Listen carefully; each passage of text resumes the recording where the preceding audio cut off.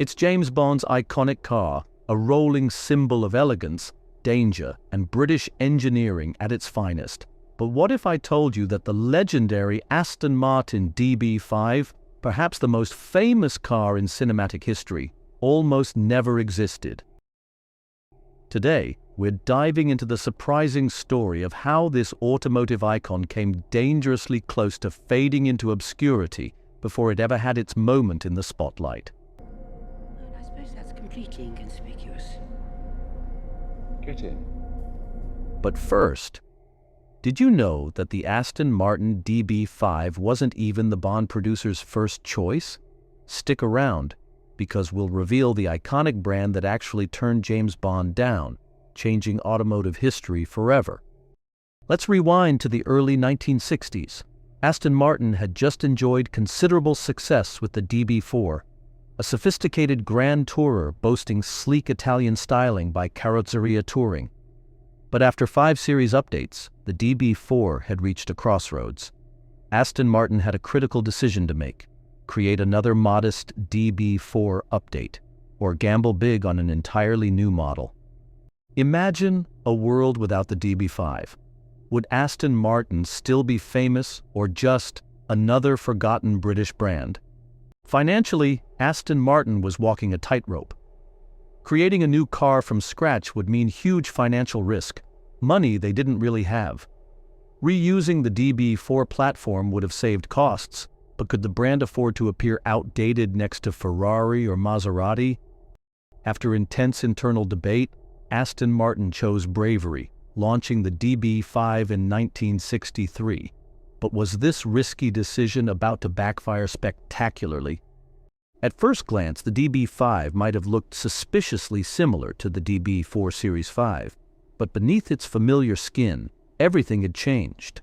Aston Martin fitted a larger 4.0-liter straight-six engine, boosting power dramatically to 282 horsepower, up from the DB4's 240. The new ZF 5-speed gearbox, triple SU carburetors, and improved braking meant the DB5 wasn't just more powerful, it was more refined. But was it enough? Let's be honest. What truly made the DB5 legendary wasn't just engineering, it was Hollywood magic. And here's the shocker.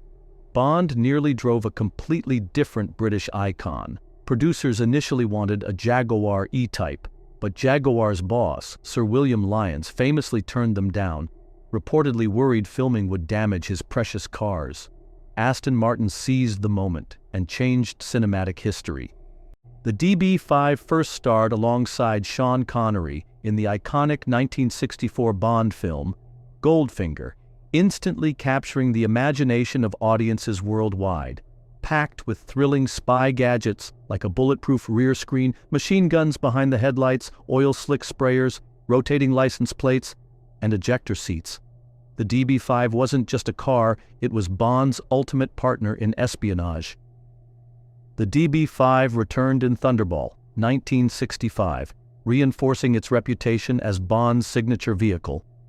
Decades later, the car's star power remained strong, appearing alongside Pierce Brosnan in GoldenEye, 1995, and making memorable appearances with Daniel Craig in Skyfall, 2012, Spectre, 2015, and even No Time to Die, 2021. Each appearance wasn't just nostalgia, it was a tribute to the timeless appeal and effortless elegance of the DB5. In fact, it's hard to imagine James Bond without his iconic Aston Martin. The pairing has become synonymous with sophistication, danger, and cool. But here's another shocker. Despite becoming a global sensation, the DB5 didn't make Aston Martin rich. With sky-high production costs and only slightly more than 1,000 units ever built, profits were slim. In fact, Aston Martin's financial struggles continued, proving fame doesn't always equal fortune. Yet, was the DB5 truly as perfect as James Bond made it look? Did you know that DB5 owners frequently joke about the car's infamous Lucas electronics, nicknamed the Prince of Darkness? Imagine cruising in your stylish Bond car at night, only for the headlights to randomly cut out. Suddenly not so glamorous, right?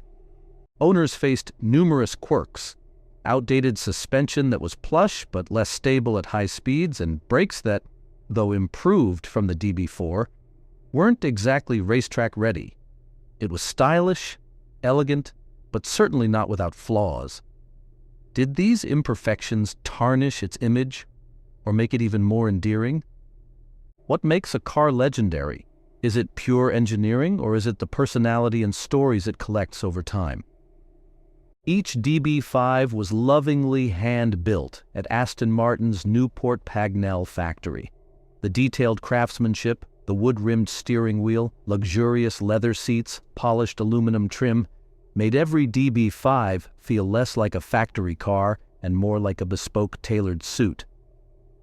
Celebrities couldn't resist its charm either. Paul McCartney, Mick Jagger, and Peter Sellers were among the famous few to own one. But here's the ultimate irony. While today some DB5 models fetch over $6 million at auction, back in the 1960s, they were just expensive luxury cars with narrow profit margins. Aston Martin built prestige, but not wealth. Despite the DB5's drawbacks, its design legacy is unmatched. Even today's Aston Martins, the DB11 and Vantage, still carry the DB5's DNA. Its graceful proportions and elegant lines set a timeless design benchmark. Imagine if Jaguar had said yes. If Aston Martin had played it safe with another DB4, would we even remember the DB5 today? This single decision shaped automotive and cinematic history, creating a legacy more powerful than anyone at Aston Martin ever imagined. But why, decades later, do we still obsess over the DB5? Is the DB5's fame truly based on automotive brilliance? Or was James Bond the only reason it became legendary? Maybe the answer is simpler than performance stats or spy gadgets. The DB5, imperfect as it was, captures our imagination precisely because of its quirks and contradictions. It's a beautiful, flawed masterpiece that became something more, an icon. So, was the Aston Martin DB5 truly the ultimate British sports car? Or is its legacy built more on Bond than brilliance? We'd love to hear your thoughts in the comments below. And if classic cars stir your passion, don't forget to subscribe, hit the like button, and stay tuned for more deep dives into automotive history. Thanks for watching, and we'll see you in the next episode of the Heritage Garage.